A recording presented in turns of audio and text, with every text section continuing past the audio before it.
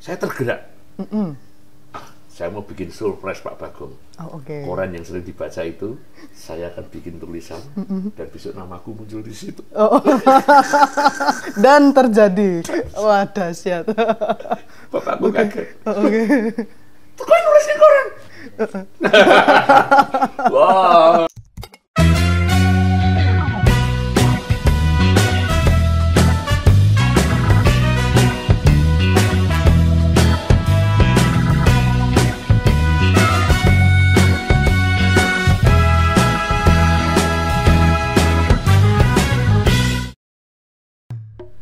Sahabat Bentara, kali ini dari Yogyakarta, tim podcast Bentara Budaya akan berbincang bersama salah seorang maestro yang memiliki karya-karya begitu terpujikan dan juga memiliki kiprah yang sedemikian panjang dalam dunia seni dan kebudayaan. Dia adalah Butet Kartarajasa, kelahiran 21 November 1961. Seorang penulis, seorang pelukis, seorang aktor, pegiat teater, dan juga seorang yang begitu punya kepedulian terhadap dunia kesenian secara luas. Kita akan berbincang, simak selengkapnya dalam podcast Bentara Budaya. Salam sahabat Bentara, senang sekali kami dapat kembali menjumpai teman-teman dalam program podcast Bentara Budaya. Dan ini adalah momen yang begitu berharga, begitu istimewa, karena kita kita berkunjung ke kediaman seorang maestro seni yang selama hidupnya selalu memberikan kiprah dan karya yang sangat-sangat berharga untuk kebudayaan di negeri ini, di Indonesia. Kita berkunjung ke rumah Mas Butet Kartarajasa. Kartarajasa. Ya. Aduh, ini pertama saya sudah langsung slip. Terus terang Mas Butet, ini kehormatan buat kita karena kita bisa bertemu dengan Mas Butet pagi ini dalam momen yang mudah-mudahan akrab dan hangat gitu ya Mas. Ya, habis mandi yang seger. Mas Butet, terus terang ini kan saya sebagai generasi muda lah katakanlah gitu ya Mas ya. Bertemu dengan Mas dalam pandangan yang sedemikian jauh gitu ya. Belum secara personal. Kamu emangnya kepala berapa usianya? Kepala 2, 3? 2 menjelang 3. Oh, baru memang satu generasi lebih itu. Satu generasi lebih.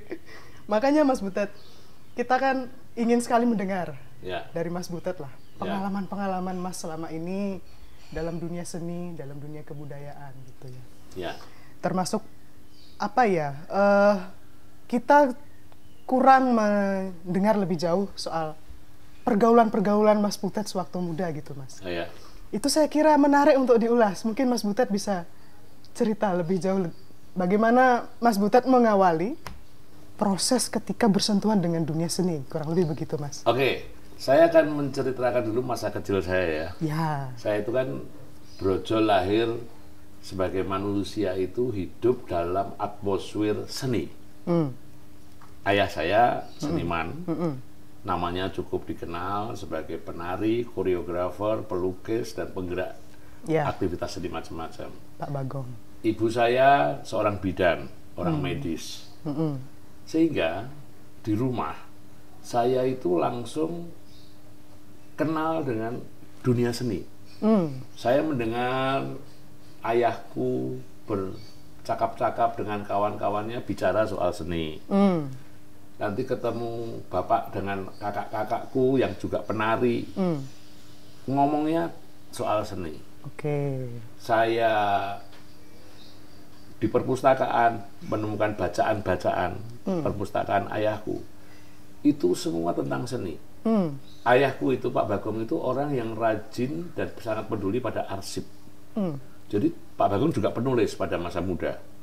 Dia menulis clipping-clipping tulisannya, clipping orang menulis tentang dirinya. Ketika Pak Bagong periode awal mendobrak tari Jawa, itu ada liputan-liputan media pada waktu itu, ada clippingnya. Lalu koleksi-koleksi bukunya, buku-buku zaman Orde Lama, buku-buku politik, buku-buku sosial budaya, buku-buku filsafat. Nah, kamu bisa bayangin, aku anak kecil usia SD mulai gemar membaca itu kelas 5 SD lah. Di perpustakaan itu. Aku membaca arsip-arsip Pak Bagong. Membaca buku-buku kebudayaan. Jadi ada bundel-bundel majalah budaya tahun 50-an. Kliping-kliping tahun 50-an sampai 68 gitu. Peristiwa-peristiwa sosial politik. Itu ku baca. Bayangin anak kelas 6 SD baca kumpulan majalah budaya basis. Wah. Periodenya Romo Dik tahun 60-an akhir ya, 67, 68 sampai 70-an itu kan sama ayahku di clipping, di bundel-bundel gitu. Aku membaca itu. Sementara kawan-kawanku di sekolah, bacaannya itu masih majalah Bobo. Masalah kawanku, Kuncung, gitu-gitu.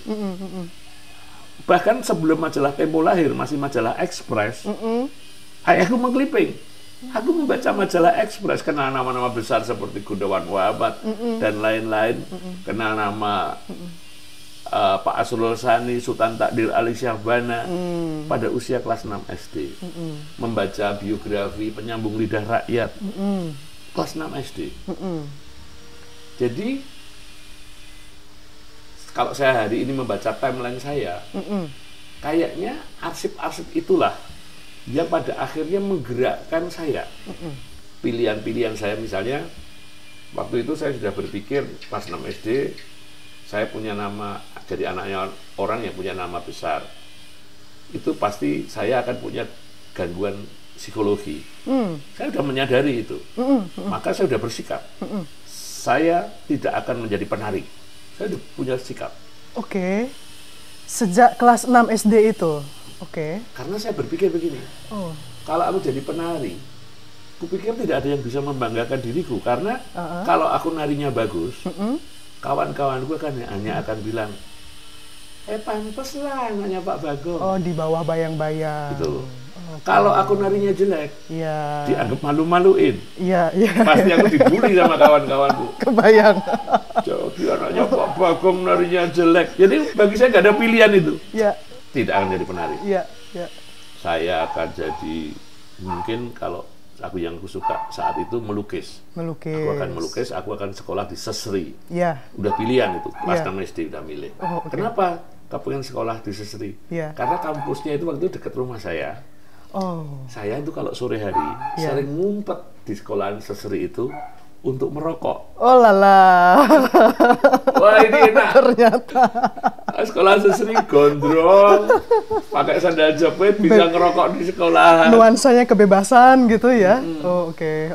Pakai kaos sekolah. Wah, ini enak sekali sekolahan ini. Aku sudah berpikir gitu. Cuma itu motifnya. Ketiga, aku kepengen main teater. Kenapa kepengen main teater? Karena aku baca majalah basis, ngelihat perkemahan kaum uraan Mas Willy, Rendra itu di Parangtritis, Rendra baca puisi, kutipan-kutipan puisi Mas Tondon Burung Kondor. Kelas 6 SD aku sudah teriak-teriak membaca Mas Tondon Burung Kondor. Dahsyat. Saya baca puisinya Khairul Anwar di buku Tiga Menguak Takdir. Jadi obsesi tentang sastra, tentang teater, seni lukis, dan dunia menulis. Karena dulu Pak Bagong itu kalau ketemu kawan-kawan seniman yang seusianya, sering memperdebatkan polemik-polemik kritik seni yang ada di koran-koran. Jadi perdebatannya intelektual sebenarnya ya? Bisa dibilang gitu. Tapi saya kan cuma pendengar. Pendengar, baca koran yang diperdebatkan itu sudah setingkat SMA gitu, setingkat SMSR. Lalu saya tuh berpikir, tulisan seperti ini diperdebatkan oleh orang-orang hebat ini. Aku mikir, kalau menulis seperti ini kan cuma berpikir seperti ini, kayaknya aku bisa deh. Tumbuh kemudian niat untuk menulis. Keberanian untuk menulis itu SMA. Kelas 78, umur 17. Umur 17, saya tergerak. saya mau bikin surprise Pak Bagong. Oh, oke. Koran yang sering dibaca itu, saya akan bikin tulisan dan besok namaku muncul di situ. Oh. Dan terjadi. Wah, dahsyat. Pak Bagong kaget. Oke. Tuh kok nulis di koran? Wah, itu umur 17 tahun. 17 tahun. Hari ini kalau ngelihat anak umur 17 tahun, lu bayangkan. Bocah ini saat ini delok bokep ini. Aduh, itu dia. Dan kalau nggak salah waktu SMSR Mas Butet juga udah main teater kan? Ya, Ya. saya main teater. Katanya juara. Saya dapat aktor terbaik, Aktor terbaik. dan sutradara terbaik. Aktor terbaik 2 kali aku. Nah itu gimana Mas Butet kok bisa apa ya menekuni itu di awal waktu SMSR? Jadi itu kan saya sekolah di SMSR. Ya. Guru-guru saya Ya. orang-orang Sanggar Bambu. Oke. Lalu ada guru-guru formal alumni dari IKIP ya. Jadi saya otomatis bergaul dalam lingkaran-lingkaran guru-guru saya itu. Oh. Saya aktif di Sanggar Bambu. Saya waktu itu sudah berpikir, kalau aku cuma hidup dalam kungkungan Pak Bagong di Padepokan Seni, itu pasti ya membuat aku tidak berkembang. Ya. Maka aku seperti mencontoh Pak Bagong ketika muda yang mengembara kemana-mana, Ya. saya ingin menauladahi itu. Ya. Maka aku tidak hanya berada di Padepokan, tapi aku di sekolahan, di Sanggar Bambu, ketemu lingkaran-lingkaran Sanggar Bambu. Sanggar Bambu itu banyak aktivis-aktivis juga sastra, ada Mas Lino Suryadi, MH, ada Mas Untung Basuki, dan Mas Darmanto Yatman, semua dulu bersinggungan. Lalu di lingkaran lain ada Bulak Sumur itu Pak Umar Khayyam. Ya. Di sana para intelektual, akademisi di sana. Ini irisan-irisannya ada. Lalu dengan teater itu ada dulu di Jogja itu ada arisan teater. Betul, tahun 70-an kalau Tahun nggak salah. 70-an. Saya dulu sering diajak ayah saya nonton arisan teater, nonton bengkel teater latihan, Ya. nonton Mas Willy. Ya.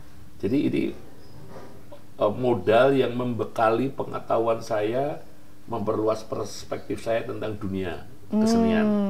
Nah, dari irisan-irisan ini saya akhirnya masuk tanpa sengaja. Oke. Apalagi ketika kemudian saya menulis. Ya. Jadi penulis itu seperti mendapat paspor Ya. untuk bisa masuk ke dalam dunia percakapan intelektual itu. Oke. Karena kan nama kita hadir. Ya. Ya. Jadi ini bukan cuma abal-abal gitu kan. Bukan hanya orang yang diperintah-perintah untuk beli rokok, karena dia sudah mendadak, saya punya GR, Ya. aku bagian dari intelektual Ya, itu. sudah punya status. Ya, ada gitulah. Tapi aku juga pelukis karena aku sekolah baru level SMA, Ya. seni rupa. Ya. Aku bergaul sama Ya. pelukis-pelukis kan juga teman-temannya ayahku pelukis-pelukis dosen di ASRI senior-senior. Ya. Pak Nyoman Gunarsa, Ya. Pak Suwaji, Pak Broto, semua itu teman-teman ayahku. Ya udah aku jadi kenal mereka dan aku menulis sama mereka. Sama kenal Pak Fajar Siddiq. Wah, dapat satu perspektif pengetahuan yang tidak aku dapatkan di kelas. Betul. Apalagi kemudian aku jadi penulis freelance, Betul. sering mewawancarai. Lah kalau aku mewawancarai orang itu kan menyedot ilmu pengetahuan. Iya. Iya. Yang gue wawancarai orang-orang hebat semua. Gitu. Dalam usia yang semuda itu. Sangat muda. 17 tahun. Aku seikatku umur 19 tahun. Aku tuh sudah berjuang bagaimana caranya supaya tulisanku berhasil dimuat di Kompas misalnya. Kenapa? Karena prestis Prestis. nasional. Oke. Saya tahu di Kompas itu orang-orang hebat. Ya. Untuk bisa dimuat itu melalui seleksi yang sangat ketat. Saya mengidolai tulisannya Romo Sindunata. Features Romo Sindu itu sangat inspiratif, komunikatif, dalam, tapi dihadirkan dengan cara yang bersahaja. Itu bukan perkara mudah. Ya. Seharusnya itu tulisan yang berat. Ya. Tapi karena yang nulis Romo Sindu, Romo itu menurut saya bisa memperistiwakan nilai-nilai filosofi yang sangat dalam menjadi peristiwa.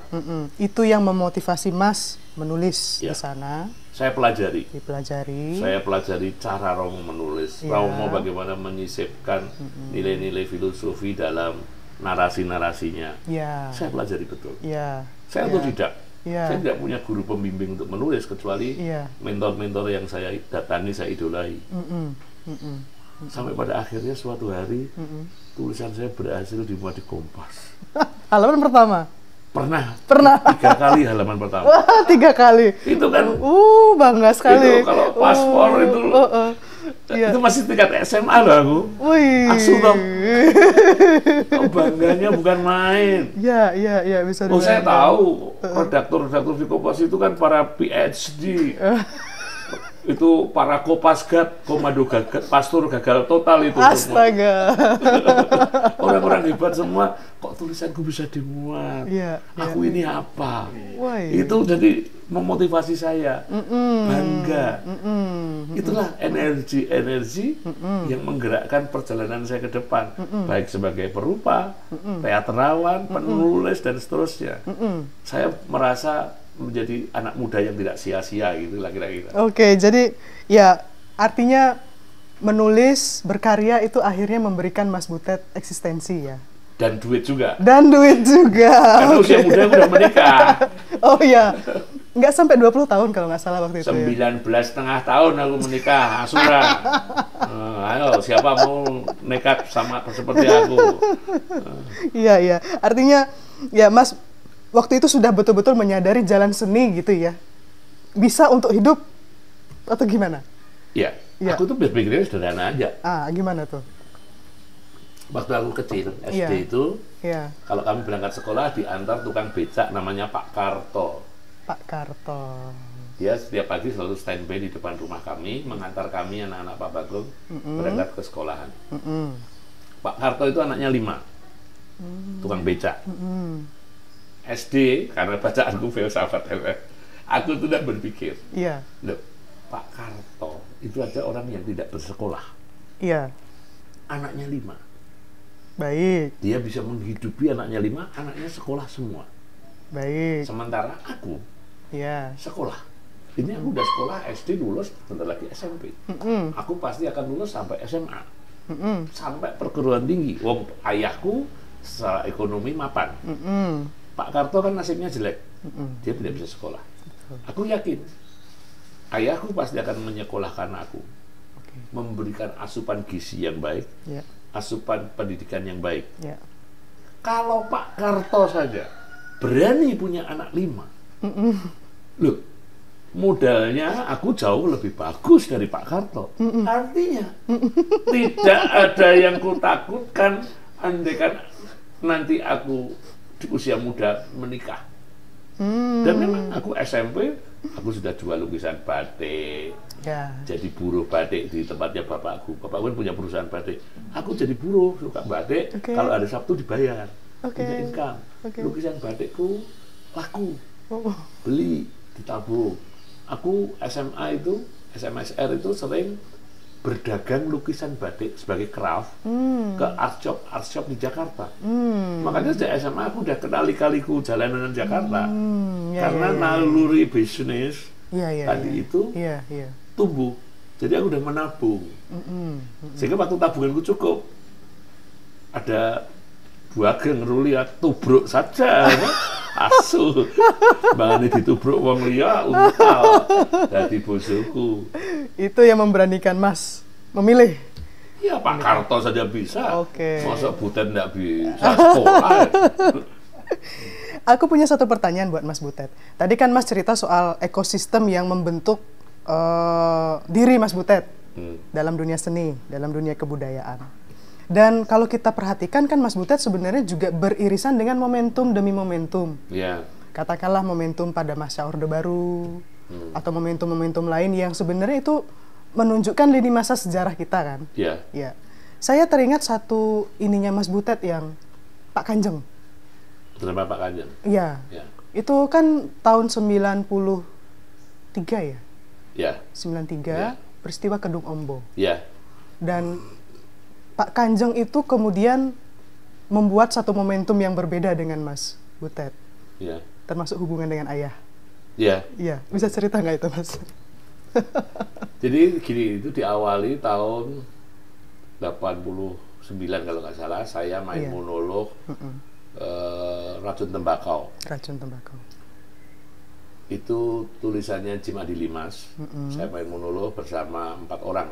Yang main ada Novi Budianto, YB, sama Untung. Kami main. Waktu itu MH nonton pertunjukan saya. Ya. Setelah pertunjukan itu, Cak Non menulis naskah monolog Ya. dan dia ingin aku yang memainkan. Ya. Tapi judulnya waktu itu Den Bei. Den Bei. Den Bei. Oke. Saya membaca Ya. skrip itu, saya bilang Cak Non, kalau tema tentang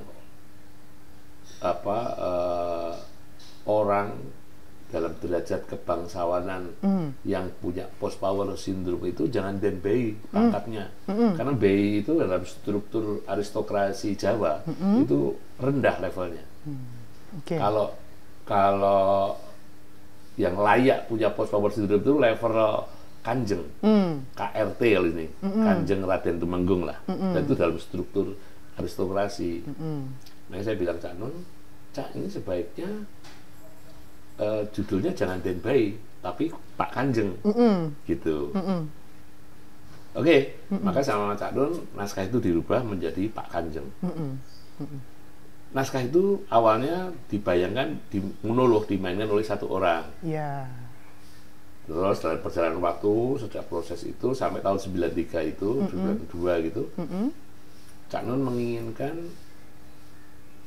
karena di antara lingkaran saya juga banyak aktor, Ya. yang main jalan sendiri, artinya bukan monolog lagi. Atau monolognya dalam 3 watak si Pak Kanjeng ini dipecah menjadi 3 tokoh antagonis, protagonis, dan mediatif di tengah. Maka naskah monolog Pak Kanjeng ditulis ulang Sama Mas Agus Nur ya. Agus Nur dan Indra Tranggono. Iya. Seingat saya nanti dibesut Cak Non. Menjadi ada 3 karakter utama di dalamnya, antagonis, protagonis, dan mediatif, plus 1 tokoh figuran lah, ekstras gitu, Begejil namanya.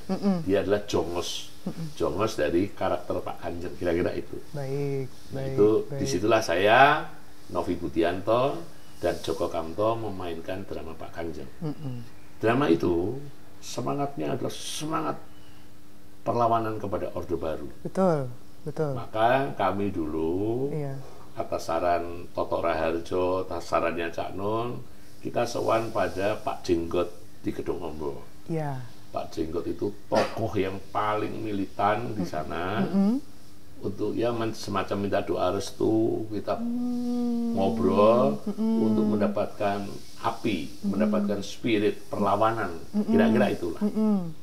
Dan itulah yang sedikit banyak mempengaruhi mindset saya dalam berpikir, dalam memandang Orde Baru. Karena bagaimanapun kan Pak Bagong itu sangat dekat dengan Orde Baru, Ya. sangat dekat dengan Pak Harto, sangat dekat dengan militer. Ya. Ini satu hal Ya. yang mestinya akan membuat saya berjarak Ya, secara betul. ideologi dengan ayah saya. Dan itu terjadi. Dan itu terjadi. Jadi pada periode setelah itu, setelah saya main drama Pak Kanjeng ke belakang ini, memang ada semacam ketegangan saya dengan ayah saya. Ya macam-macam lah bentuk-bentuk ketegangannya. Termasuk ketika saya mulai saat yang sama saya kan mendirikan agensi periklanan, Ya. bisnis ini. Kenapa saya juga mendirikan bisnis ini juga ada argumen-argumennya, yaitu diantaranya saya kepengen kalau saya jadi seniman, saya punya basis ekonomi gitu lah, kira-kira Iya, itu. iya. Ini satu hal yang lain lagi. Ya. Jadi pada periode itu sangat complicated. Itu saya usia kamu. Ya, ya. 28, 29 sampai 30-an gitu lah. Oke. Itu periode drama Pak Kanjeng itu. Ya, kita simpan dulu cerita ini, Mas, karena ini terkait dengan pilihan-pilihan Mas Butet yang kadangkala berseberangan dengan pilihan ayah. Ya. Dan juga berseberangan dengan pilihan-pilihan orang pada umumnya. Ya. Termasuk ya irisan-irisan antara seni dan manajemen dan seterusnya. Ya, ya. Nanti kita ngobrol itu. Teman-teman, kita akan lanjut lagi dalam segmen kedua di podcast Bentara Budaya. Mana yang ku yakini sebagai prioritas utama dalam hidupku. Kira-kira itu cara berpikir. Oke. Dan aku melakukan itu. Termasuk dengan seluruh resikonya. Oke. Resikonya apa saja? termasuk berantem. Oke. Loh, ayahku pada waktu usiaku, waktu itu kan menggebah, mendobrak seni tari klasik Jawa. Komen, share dan subscribe channel Bentara Budaya serta nyalakan lonceng notifikasinya ya.